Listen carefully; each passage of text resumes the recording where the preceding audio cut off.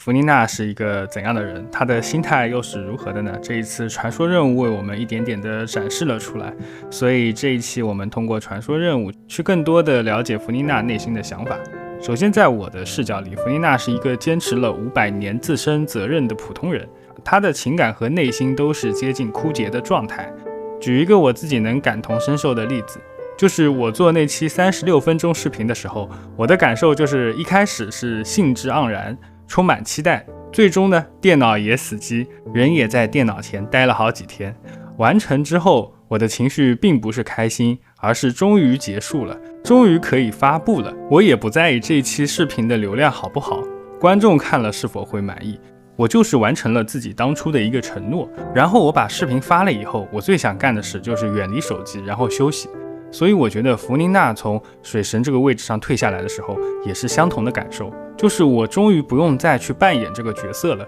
终于有足够的时间让我安静下来，放空自己的大脑，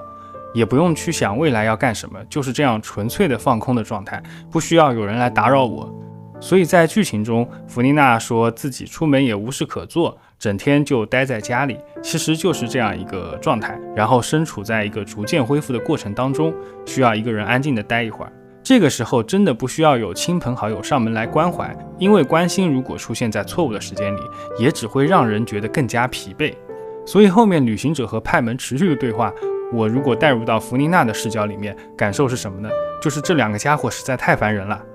我已经明确的拒绝了他们还要和我聊这个话题，我真的很累，想要先休息一下。而之后弗妮娜为什么又会跑去偷听呢？因为首先她自己内心是喜欢歌剧的，其次是当安静下来之后，她自己也认为这是一个契机，用相对简单的尝试去看看自己未来能做些什么。而且弗妮娜其实是一个希望被需要、喜欢听夸奖的人，比如在开始的时候，虽然和旅行者有摩擦，但当旅行者说是因为有非他不可的事来找他的时候，他的态度和情绪的变化是非常明显的。既然话都说到这个份上，本来还想指点一下你们的态度问题，那我就不计较了吧。说来听听，是什么事呢？以及后面弗妮娜在剧团被剧团人夸奖的时候，她也是非常开心的。你们这么说，太让人不好意思啦。不过嘛，我并不讨厌这种感觉。而当她说起自由就是不被人需要的时候，情绪上是有些低落的。仔细想想的话，自由不就是不被需要的意思吗？因为我也没什么用处了。可以感受到弗妮娜对于自己500年的扮演，除了抗拒之外，还是有一些不自信，也就是似乎找不到自己这样做的价值。然后我并不认同自由是对弗妮娜的嘉奖，因为自由是弗妮娜应该获得的，而不应该是一种奢望才对。然后编剧，你这不是知道这么讲话会让人讨厌吗？你今天总是和我唱反调，像你这样说话才会让人讨厌吧。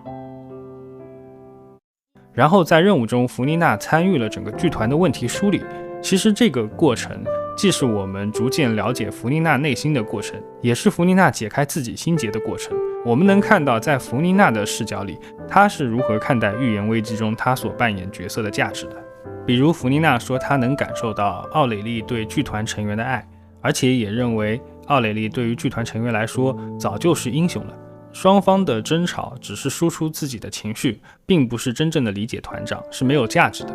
而奥蕾丽被抓走后写下的那个问题，成为人类就意味着隐藏秘密，经历痛苦与孤独相伴。即便如此，你也愿意吗？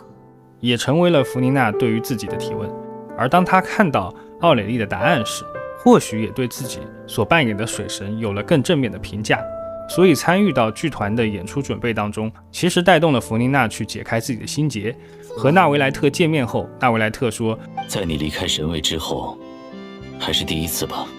可以感受到弗妮娜在这个事件中是收获了自己想要的答案，放下了对自我的怀疑。我觉得这对于弗妮娜的精神状态来说，比那些所谓的关心更有效。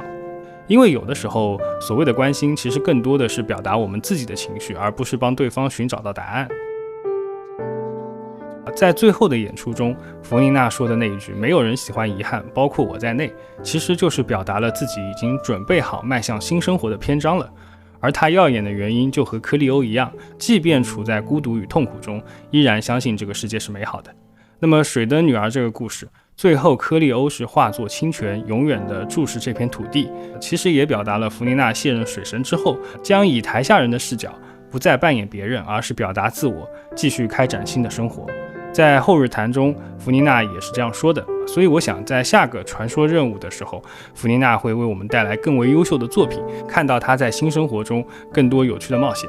另外呢，我们从弗妮娜的神之眼故事中也能发现她的可爱之处。拿到神之眼后，弗妮娜就立刻去找了地方传奇进行报仇，结果还是被打败了。我觉得通过弗妮娜的这个传说任务，其实我们可以更多的感受到她的心结是真正的被解开了。好的，我是提瓦特地理，本期对于弗妮娜内心的解读呢就到这里，我们下期再见吧。